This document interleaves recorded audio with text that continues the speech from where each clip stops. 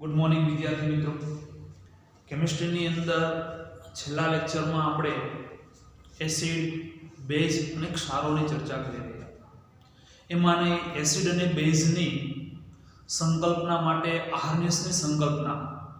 વિદ્યાર્થી મિત્રો, આર્હનિયસના મત પ્રમાણે કોને એસિડ અને કોને બેઝ કહેવાય એ આપણે છેલ્લા લેક્ચરમાં આપણે સ્પષ્ટ કર્યું. આર્હનિયસના મત પ્રમાણે એસિડ એ એવા પદાર્થ છે કે જેનું પાણીમાં વિયોજન પામી અને H+ આપે એને એસિડ કહેવાય. અને આર્હનિયસના મત પ્રમાણે કે જે પદાર્થનું પાણીમાં વિયોજન પામી અને OH- આપે એને આપણે બેઝ તરીકે ઓળખતા. એના ઉદાહરણ પણ આપણે જોયા હતા. HCl કે જેમાં સરળતાથી H+ એ પાણીમાં વિયોજન પામી અને H+ અથવા H3O+ જેને હાઇડ્રોનિયમ આયન તરીકે આપણે ઓળખીએ છીએ. NaOH સોડિયમ હાઇડ્રોક્સાઇડ છે વિદ્યાર્થી મિત્રો, પાણીમાં વિયોજન પામી Na+ અને OH- એટલે કે OH- આપે છે એટલે એને આપણે બેઝ તરીકે ઓળખીએ છીએ. આ હતી આર્હનિયસની સંકલ્પના અને એની મર્યાદાની અંદર આપણે એમોનિયાનું ઉદાહરણ.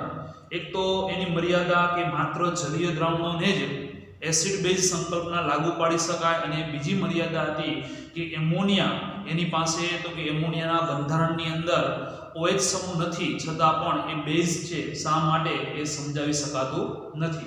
તો એનાથી વધુ સારી રીતથી બે મહાન વૈજ્ઞાનિક બ્રોન્સ્ટેડ અને લોરી. બ્રોન્સ્ટેડ છે એ ડેનિશ રસાયણશાસ્ત્રી છે અને લોરી છે એ અંગ્રેજ રસાયણશાસ્ત્રી છે.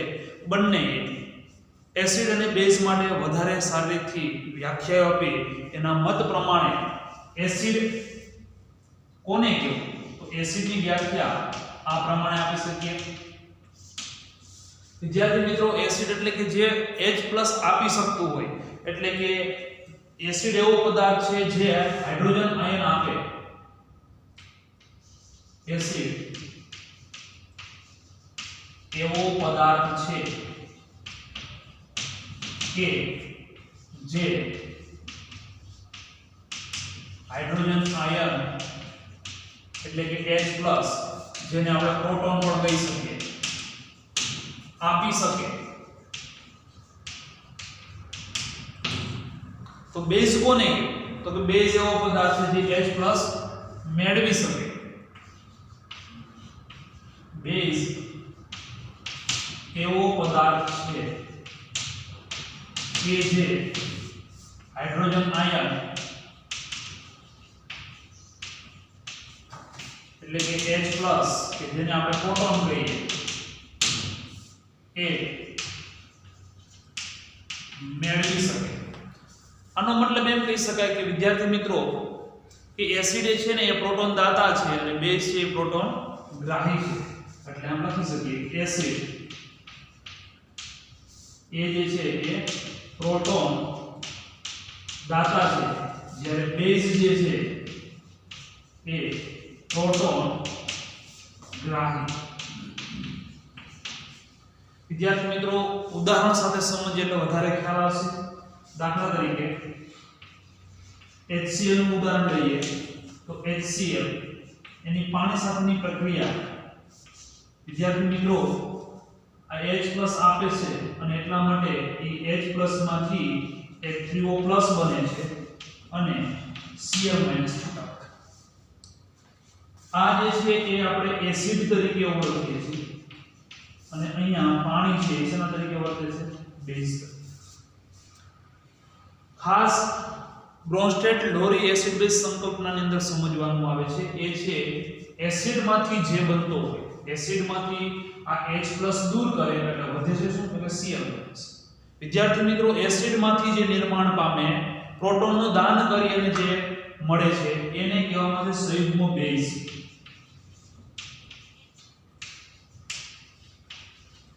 અને બેઝમાંથી જે બને છે એને કહેવામાં આવે સંયુગ્મ એસિડ.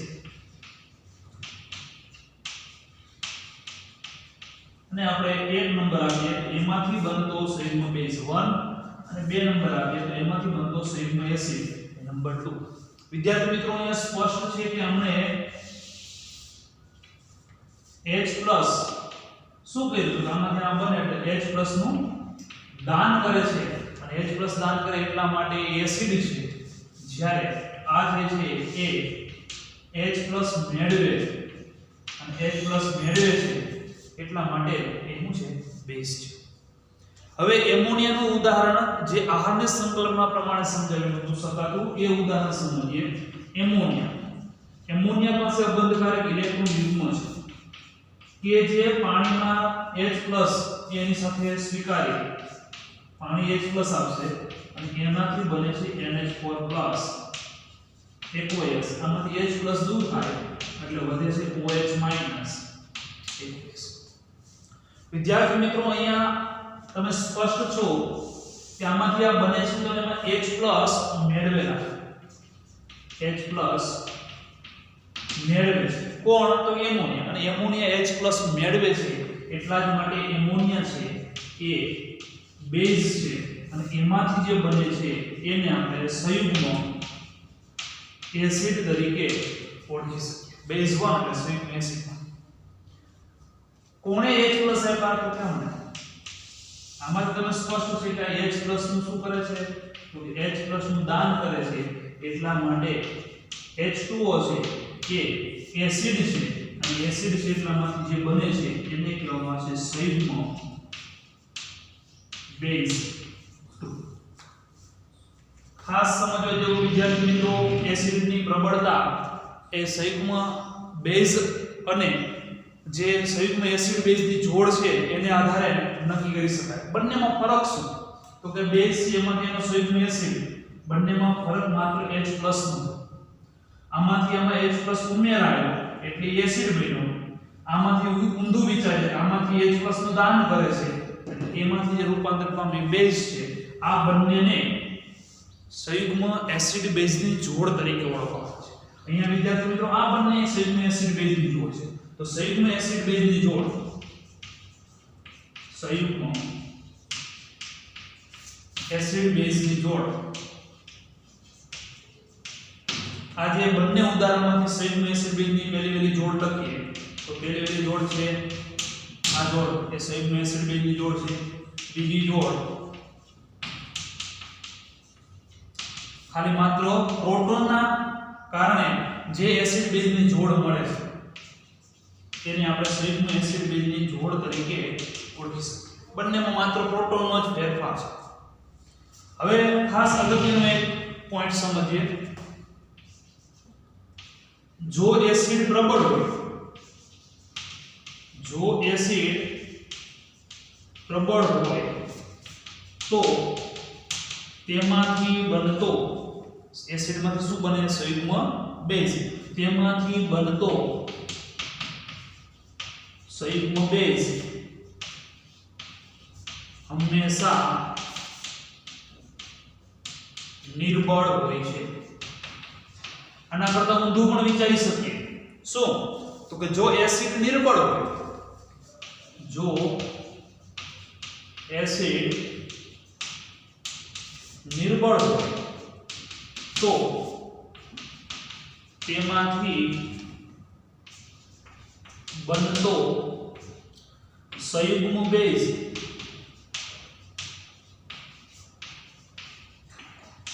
પ્રબળ હોય છે. વિદ્યાર્થી મિત્રો અહીંયા આ પ્રમાણે આપણે એસિડ બેઝ સંકલ્પના બ્રોન્સ્ટેડ-લોએ સમજી શકીએ. આ બંને ઉદાહરણો પરથી એક વાત સ્પષ્ટ છે કે ઉપરના ઉદાહરણમાં પાણી છે બેઝ તરીકે વર્તે છે, જ્યારે નીચેના ઉદાહરણની અંદર એ પાણી એસિડ તરીકે વર્તે છે. તો વિદ્યાર્થી મિત્રો પાણીનો એ બંને પ્રકારનો ગુણધર્મ HCl સાથે જ્યારે પ્રક્રિયા કરતું હશે ત્યારે એ પ્રોટોન સ્વીકારવા માટે તૈયાર છે એટલે કે બેઝ તરીકે વર્તે છે. એમોનિયા સાથે એટલે કે બેઝ સાથે જ્યારે પ્રક્રિયા કરે છે ત્યારે એ પ્રોટોન એ દાન કરે છે અને એટલા માટે એસિડ તરીકે વર્તે છે. એટલે અહીં પાણીના કિસ્સાની અંદર એ ઉભય ગુણધર્મી એસિડ અને બેઝ બંને તરીકે વર્તે છે. લખી લે. ત્યારબાદ વિદ્યાર્થી મિત્રો સંયુગ્મ એસિડ અને બેઝને વધારે સારી રીતે સમજવા માટે કેટલાક કોયડાઓ અહીં આપેલા છે. કોયડો 7.12, 7.13 અને 7.14. આ સમજતા પહેલા આપણે ખાસ સમજી લઈએ કે સંયુગ્મ એસિડ અને બેઝ ક્યારે બને. તો પોતે એસિડ તરીકે હોય તો એમાંથી જ્યારે સંયુગ્મ બેઝ બનતો હોય છે તો વિદ્યાર્થી મિત્રો પોતે એસિડ તરીકે હોય ને જ્યારે સંયુગ્મ બેઝ બનતો હોય ત્યારે એમાંથી પ્રોટોન ઓછો થતો હોય એટલે કે પદાર્થ સંયુગ્મ બેઝ બનતા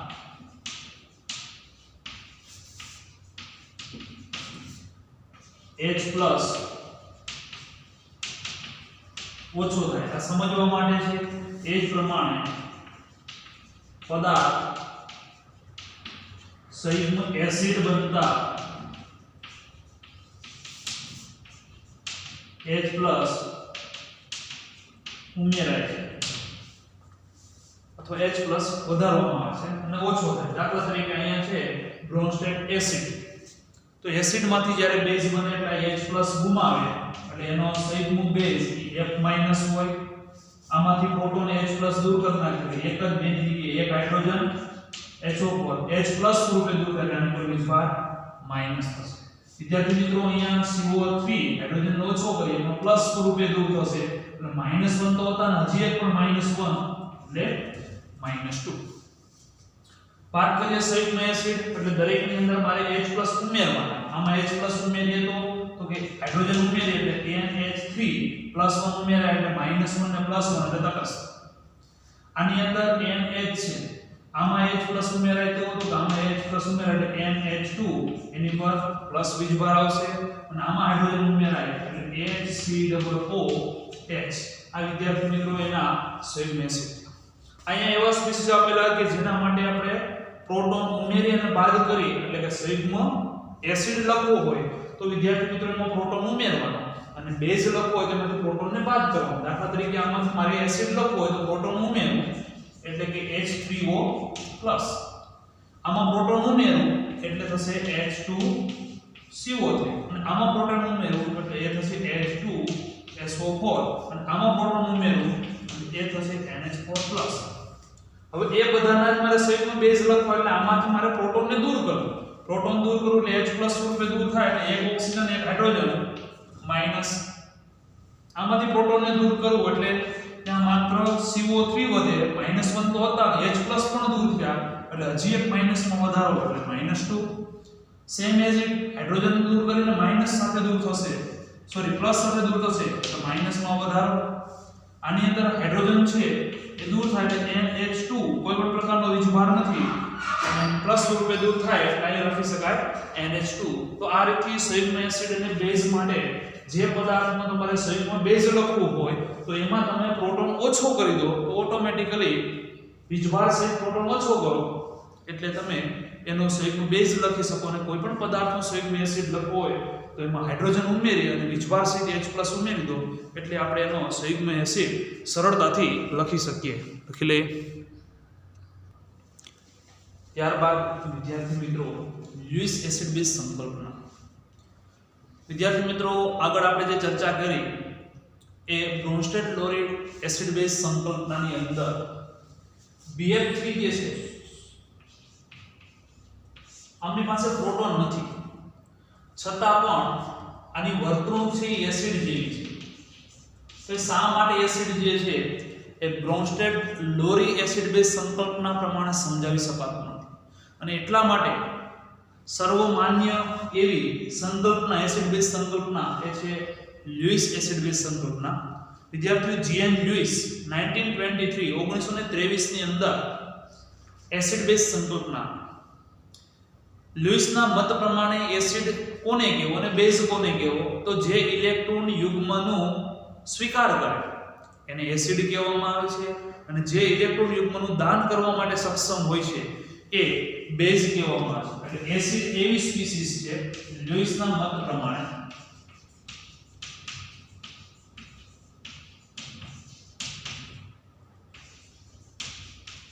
એસિડ એવી સ્પીસીસ છે કે જે ઇલેક્ટ્રોન યુગ્મ સ્વીકારે છે અને બેઝ એવી સ્પીસીસ છે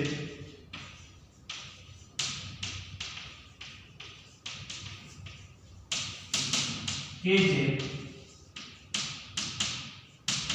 ઇલેક્ટ્રોન યુગ્મનું દાન કરે। સેમ આગળ ચર્ચા કરી તે પ્રમાણે એસિડ કોને કહી શકાય તો કે એ એસિડ હશે એ હશે ઇલેક્ટ્રોન ગ્રાહી કારણ કે ઇલેક્ટ્રોન સ્વીકારે છે। તો બેઝ કોને કહી શકાય તો કે બેઝ જે છે એ છે ઇલેક્ટ્રોન દાતા જેની પાસે અબંધકારક ઇલેક્ટ્રોન યુગ્મ હશે અથવા જેની ઉપર માઈનસ વીજભાર હશે વિદ્યાર્થી મિત્રો એ હંમેશા લ્યુઇસ બેઝ તરીકે વર્તાશે। જેની ઉપર પ્લસ વીજભાર હશે અથવા જે ઇલેક્ટ્રોનની ઉણપ ધરાવતા હશે એ હંમેશા ઇલેક્ટ્રોન ગ્રાહી હશે। ઉદાહરણ તરીકે લ્યુઇસ એસિડ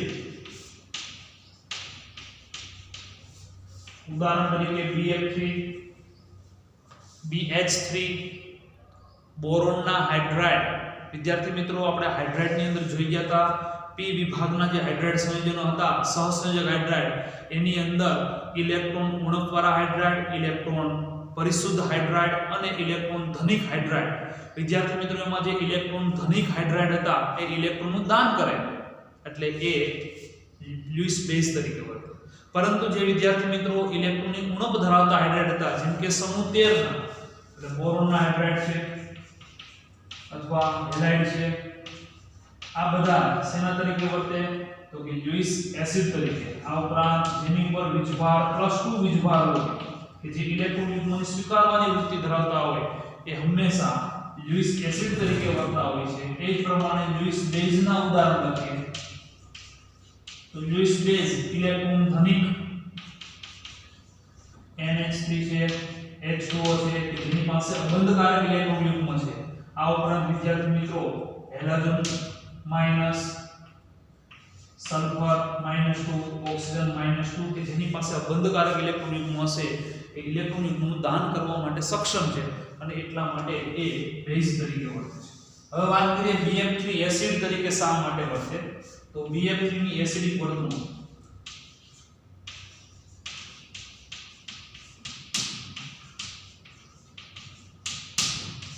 શા માટે તો કે BF છે ઇલેક્ટ્રોનની ઉણપ ધરાવે છે BF3 ઇલેક્ટ્રોનની ઉણપ ધરાવે છે જે એમોનિયા પાસેથી ઇલેક્ટ્રોન યુગ્મ સ્વીકારે જેથી BF3 એ L એસિડ એટલે લ્યુઇસ એસિડ અને NH3 એ L બેઝ એટલે કે લ્યુઇસ બેઝ તરીકે વર્તે છે।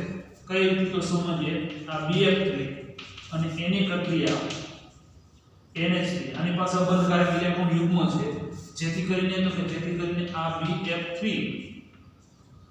અને NH3 પોતાની પાસે જે અબંધકારક ઇલેક્ટ્રોન યુગ્મ છે અને આપશે અને એટલા માટે આવા પ્રકારનું સંયોજન બને છે। પ્રક્રિયાથી આવા પ્રકારનું સંયોજન બને છે કે જેની અંદર આને ઇલેક્ટ્રોન યુગ્મનું દાન કર્યું છે એટલા માટે એ લ્યુઇસ બેઝ તરીકે વર્તે છે અને આ લ્યુઇસ એસિડ તરીકે વર્તે। વિદ્યાર્થી મિત્રો આપણે ત્રણ પ્રકારની સંકલ્પના જોઈ ગયા કે જેની અંદર આહારની સંકલ્પના હતી એ પાણીની અંદર વિયોજન પામીને H+ આપે તો એસિડ અને OH- આપે તો બેઝ। બ્રોન્સ્ટેડ લોરી સંકલ્પના હતી એ પ્રોટોનનું દાન કરે તો એસિડ અને પ્રોટોન સ્વીકારે તો બેઝ। જ્યારે લ્યુઇસ એસિડ બેઝ સંકલ્પના હતી એ ઇલેક્ટ્રોન યુગ્મ સ્વીકારે તો એસિડ અને ઇલેક્ટ્રોન યુગ્મનું દાન કરે તો બેઝ। આ રીતે ત્રણ સંકલ્પના એક સાથે આપણે યાદ રાખી શકીએ। લખી લઈએ। ત્યારબાદ લ્યુઇસ એસિડ બેઝ સંકલ્પનાને વધુ મજબૂતાઈથી સમજવા માટે મેં કોયડો આપેલો છે 7.15 સ્પીસીસ આપેલી છે એ લ્યુઇસ એસિડ છે કે બેઝ લ્યુઇસ એસિડ છે કે લ્યુઇસ બેઝ એ સ્પષ્ટીકરણ કરવાનું છે અને એનું કારણ એટલે કઈ રીતે દાખલા તરીકે પેલું એવું છે તો એની પાસે અબંધકારક ઇલેક્ટ્રોન યુગ્મ છે જે દાન કરવા માટે સક્ષમ છે અને એટલા માટે એને આપણે શું લખી શકીએ લ્યુઇસ બેઝ અને એનું કારણ અબંધકારક ઇલેક્ટ્રોન યુગ્મ અથવા ઋણ વીજભારિત દાન દાન કરવા સક્ષમ. F- નો પણ સેમ એજ લખી શકે. લ્યુઇસ બેઝ ઋણભારિત હોવાથી ઇલેક્ટ્રોન યુગ્મ દાન કરવા સક્ષમ. H+ ની વાત કરીએ તો સ્પષ્ટ છે કે પોતાની ઉપર ધન વીજભાર છે એટલે એ ઇલેક્ટ્રોન યુગ્મ સ્વીકારવાની વૃત્તિ ધરાવે છે. એટલે ધનભાર હોવાથી ઇલેક્ટ્રોન યુગ્મ સ્વીકાર છે.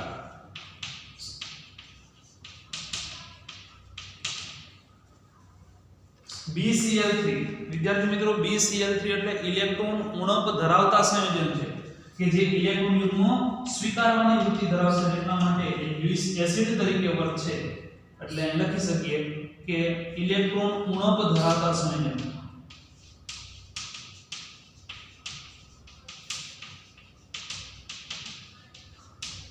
હોવાથી ઇલેક્ટ્રોન યુગ્મ સ્વીકારશે એટલા જ માટે એ શેના તરીકે વર્તે છે? લ્યુઇસ એસિડ તરીકે લખી લે.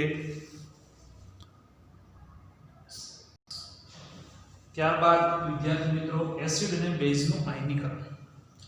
આયનીકરણ એટલે પાણીમાં જ્યારે એને ઉગાડવામાં આવે ત્યારે એમાંથી ધનાયન અને ઋણાયન છૂટા પડે.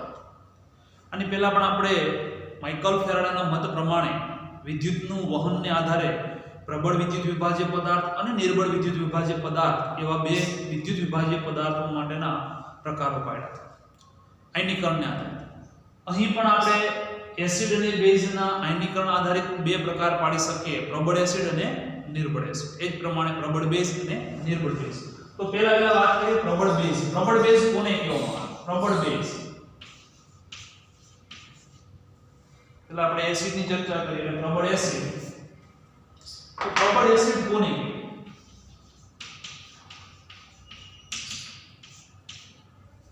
તો કે જે એસિડનું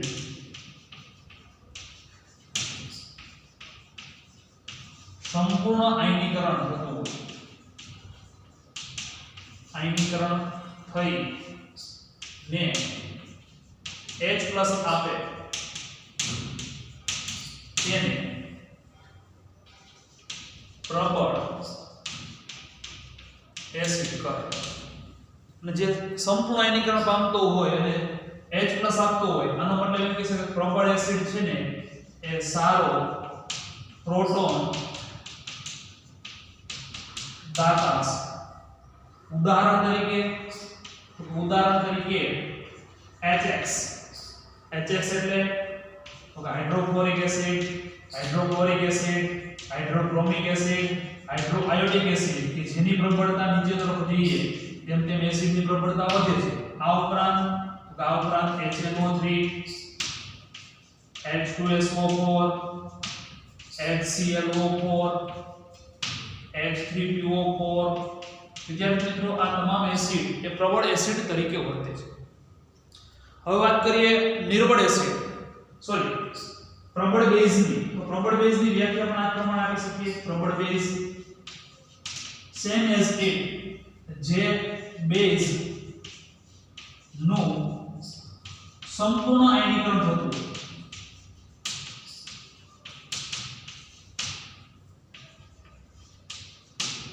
સંપૂર્ણ આયનીકરણ થઈને વધુ શું આપશે? તો કે OH-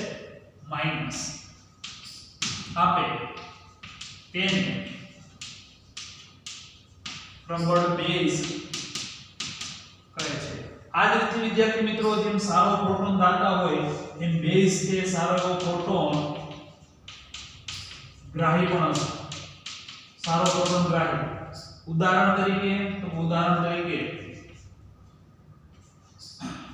sodium hydroxide, potassium hydroxide, barium hydroxide, calcium hydroxide વગેરે આ બધા એ પ્રબળ. સીઝિયમ હાઇડ્રોક્સાઇડ, લિથિયમ હાઇડ્રોક્સાઇડ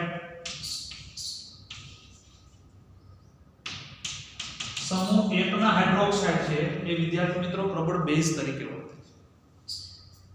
હવે વાત કરીએ નિર્બળ એસિડ અને નિર્બળ બેઝ. તો કે નિર્બળ એસિડ અથવા બેઝ જેનું અંશતઃ આયનીકરણ થતું હોય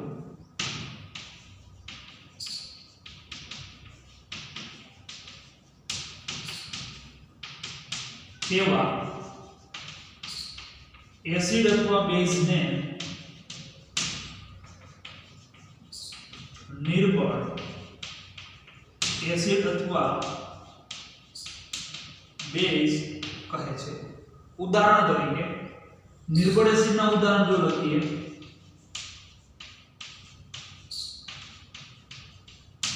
તો CH3COOH acidic acid, HCOOH, phenol, alcohol વગેરે આ બધા એ નિર્બળ એસિડ છે. એ જ પ્રમાણે નિર્બળ બેઝના ઉદાહરણ લખીએ તો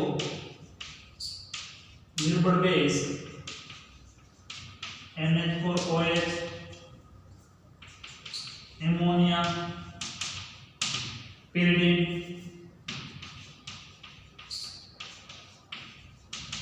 વગેરે નિર્બળ બેઝ છે. વિદ્યાર્થી મિત્રો, નિર્બળ એસિડ હોય એનું આયનીકરણ સંપૂર્ણ ન થતું હોય. અહીંયા સંપૂર્ણ આયનીકરણનો મતલબ શું? તો તેનો સંપૂર્ણ આયનીકરણનો મતલબ એમ કહી શકાય કે HCl H2O gives H3O Cl સંપૂર્ણ આયનીકરણ. સેમ એઝ ઇટ અહીંયા પ્રક્રિયા લખીએ તો કે NaOH gives Na aqueous plus OH minus aqueous. અહીંયા પણ aqueous સ્થિતિમાં છે, અહીંયા પણ પાણીમાં ઉમેરે એટલે પ્રમાણે. વિદ્યાર્થી મિત્રો, જ્યારે અહીંયા જે નિર્બળ એસિડ અને નિર્બળ બેઝની પ્રક્રિયાની વાત કરીએ તો નિર્બળ એસિડ માટે લખી શકીએ દાખલા તરીકે કોઈ એસિડ Ha H2O સંપૂર્ણ આયનીકરણ નથી પામતું એટલે અંશતઃ આયનીકરણ થી H+ આને આપશે એટલે કે H3O+ Ca-. આ શેના તરીકે વર્તે છે? તો કે આ એસિડ તરીકે વર્તે છે અને આ છે એ બેઝ તરીકે વર્તે એટલે એસિડ 1 અને બેઝ 2. તો એસિડ માંથી જે બનતો હોય વિદ્યાર્થી મિત્રો એને આપણે એસોસિએટેડ એટલે કે ગુજરાતીમાં સંયુગ્મ. અહીં હું લખું છું એસોસિએટેડ એટલે એસોસિએટેડ બેઝ 1 અને એસોસિએટેડ એસિડ 2 બને છે. હવે આ પ્રક્રિયા સંતુલન કઈ બાજુ હશે, ડાબી બાજુ હશે કે જમણી બાજુ હશે, એ એસિડની પ્રબળતા ઉપર નિર્ભર છે. આયા તો કે બંને એસિડની કમ્પેરિઝન કરવામાં આવે છે, એસિડ 1 અને એસિડ 2. એટલે કે એસિડ અને સંયુગ્મ એસિડ બંને વચ્ચેની કમ્પેરિઝન કરવામાં આવે છે. જો આ એસિડ પ્રબળ હશે તો આ વધુ પ્રોટોનનું દાન કરે છે, તો પ્રક્રિયા પૂર્વગામી દિશામાં એટલે કે નિપજનું પ્રમાણ વધારે. પરંતુ વિદ્યાર્થી મિત્રો, જો એસોસિએટેડ એસિડ એટલે કે એસિડ 2 છે એની પ્રબળતા વધારે છે તો પ્રક્રિયા પ્રતિગામી દિશામાં, કારણ કે આ વધુ પ્રોટોનનું દાન કરે છે જેથી કરીને A- સાથે વધુ પ્રક્રિયા કરીને પ્રક્રિયા પ્રતિગામી દિશામાં થતી હશે અને પ્રક્રિયકોનું પ્રમાણ વધારે મળશે જેથી નિપજનું પ્રમાણ ઓછું મળશે. અહીંયા ખાસ મહત્વની વસ્તુ એ છે કે બંનેની એસિડની પ્રબળતા આધારિત આપણે કોણ વધુ એસિડ પ્રબળ છે. જો આ નિર્બળ હશે તો આપણે ખ્યાલ છે કે આમાંથી બનતો બેઝ એટલે કે સંયુગ્મ બેઝ એ હંમેશા પ્રબળ હોય છે. ઉદાહરણ તરીકે આમાંના એસિડની નિર્બળ આ બધા પ્રબળ એસિડ છે તો એમાંથી બનતા બેઝ કે જેને આપણે સંયુગ્મ બેઝ કહીએ છીએ, અહીંયા F- પ્રબળ બેઝ નિર્બળ base, Cl-, Br-, I-, NO3-, HSO4-, ClO4- અને PO4-3. વિદ્યાર્થી મિત્રો, આ તમામ પ્રબળ એસિડ છે એટલે એમાંથી બનતા બેઝ એટલે કે F-, Cl-, Br-, I-, NO3-, SO4-2, ClO4- અને PO4-3. વિદ્યાર્થી મિત્રો, આ જે છે એ એસોસિએટેડ સંયુગ્મ બેઝ છે જે નિર્બળ હશે, કારણ તો કે એસિડ પ્રબળ છે. એ જ પ્રમાણે વિદ્યાર્થી મિત્રો, આ બેઝ પ્રબળ છે એટલે એમાંથી બનતા એસિડ એટલે કે Na+, K+, Ba+, CS+, Li+, એ બધા કેવા છે તો કે એ નિર્બળ છે. અહીંયા વાત કરીએ તો આ નિર્બળ એસિડ છે તો આમાંથી બનતા બેઝ એ હંમેશા પ્રબળ બેઝ હશે. દાખલા તરીકે CH3COO- આ નિર્બળ એસિડ છે ને એમાંથી બનતો બેઝ એટલે કે CH3COO- એ હંમેશા પ્રબળ હોય છે. આ વાત ખાસ આપણે આગળ પણ ચર્ચા કરી ગયા છે. લખી લે. ત્યારબાદ વિદ્યાર્થી મિત્રો પાણીનો આયનીકરણ અચળાંક KW અથવા એને આપણે પાણીનો આયનીય ગુણાકાર તરીકે ઓળખવામાં આવે છે. આપણે જાણીએ છીએ કે પાણી એસિડ અને બેઝ બંને તરીકે વર્તે છે. એટલે કે પાણી છે એ પ્રોટોનનું દાન પણ કરી શકે છે અને પ્રોટોન સ્વીકારે પણ છે. તો એ પ્રક્રિયા સમજીએ તો ખ્યાલ આવશે કે પાણી એટલે કે H2O plus H2O gives H3O plus Cl minus. અહીંયા આપણે લખી શકીએ કે આ છે એ પ્રોટોનનું દાન કરે છે. એસિડ 1 એમાંથી બનતો OH માઈનસ એને આપણે લખી શકીએ સંયુગ્મ બેઝ 1. કારણ કે આ પ્રોટોનનું દાન કરે છે એટલે એસિડ તરીકે વર્તે છે અને પ્રોટોનનું દાન કરે એટલે વધે શું તો OH માઈનસ. આને પ્રોટોન સ્વીકાર્યો છે એટલે એ બેઝ તરીકે વર્તે છે એટલે બેઝ 2 અને એ H+ પ્રોટોન સ્વીકારે એટલે બને શું તો H3O+ એટલે આને કહેવાય સંયુગ્મ એસિડ 2 બેઝ માંથી બને છે સંયુગ્મ એસિડ. વિદ્યાર્થી મિત્રો આ પ્રક્રિયાને જો સંતુલિત પ્રક્રિયા માટે સંતુલન અચળાંક લખીએ તો સંતુલન અચળાંક આ પ્રમાણે લખી શકીએ. સંતુલન અચળાંક K નિપજોની સાંદ્રતા એટલે કે H3O+ ની સાંદ્રતા OH- ની સાંદ્રતા એના છેદમાં H2O ની સાંદ્રતા ગુણ્યા H2O ની સાંદ્રતા. અહીં જે H2O ની સાંદ્રતા છે એ અચળ હોય છે એટલે કે શુદ્ધ પાણીની સાંદ્રતા શુદ્ધ પાણી પ્રવાહી સ્વરૂપે હોય છે તથા તેની સાંદ્રતા અચળ હોવાથી K ગુણ્યા H2O ગુણ્યા H2O એટલે એની જગ્યા ઉપર નવો અચળાંક KW is equal to જમણી બાજુ શું વધશે તો કે H3O+ અને OH માઈનસ.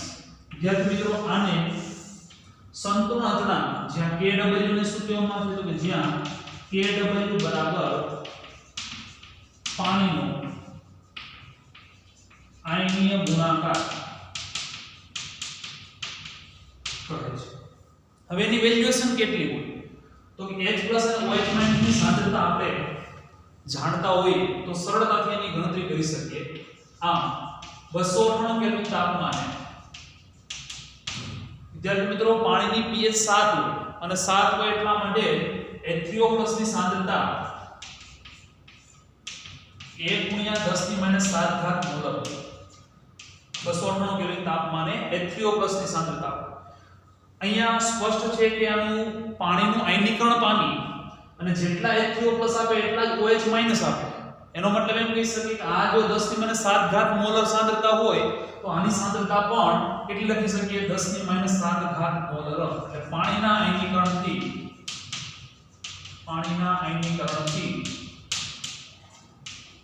H3O+ જેટલા ઉત્પન્ન થતા હોય એટલા શું ઉત્પન્ન થતા હોય છે OH- એટલા માટે OH- ની સાંદ્રતા આપણે કેટલી લખી શકીએ તો કે 1 × 10⁻⁷ મોલર. જેથી KW ની કિંમત શું મળે તો કે KW ની કિંમત 1 × 10⁻⁷ ગુણ્યા 1 × 10⁻⁷ એટલે કે 1 × 10⁻14 એનું મૂલ્ય હંમેશા અચળ હોય છે. કોનું મૂલ્ય? આનું મૂલ્ય. કેટલું તો કે KW બરાબર 1 × 10⁻14 અચળ.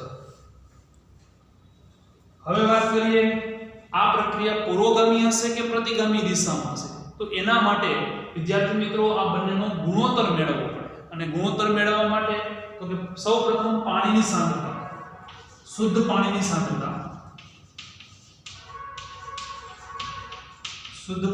સાંદ્રતા એટલે કે H2O 1 કિલોગ્રામ એટલે 1000 ગ્રામ અને એના પ્રતિ મોલ મેળવીએ તો H2O ઇઝ ઇક્વલ ટુ 1000 ગુણ્યા W2 અપોન M2 એને ગુણ્યા V કિંમત મૂકીએ સાંદ્રતા મેળવવા માટે 1000 W2 કેટલા છે તો કે 1000 ગ્રામ છેદમાં પાણીનો અણુભાર 18 અને એને ગુણ્યા આપણે 1 કિલોગ્રામ એટલે કેટલા ml થાય તો 1000 ml બંનેનું કદ સમાન થાય એટલે આ ઉડી જશે એટલે આ કિંમત મળશે 55.55 મોલર ગુણોત્તર મેળવીએ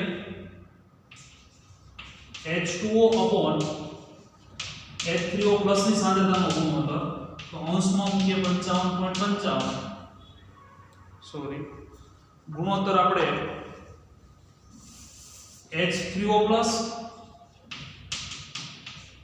અપોન H2O નો ગુણોત્તર મેળવીએ તો આ થશે 1 ગુણ્યા 10 ની માઈનસ 7 ઘાત છેદમાં 55.55 એટલે લગભગ 2 ગુણ્યા 10 ની માઈનસ 9 ઘાત મળે જેથી સંતુલન છે એ સંતુલન ડાબી બાજુ એટલે કે આ દિશામાં રહે છે અને મોટા ભાગે અવિયોજિત પાણી સ્વરૂપે આપણને મળે છે ખાસ વિદ્યાર્થી મિત્રો એના પછીનો એક અગત્યનો પોઈન્ટ આપણે સમજવાનો છે સૌપ્રથમ આ લખી લઈએ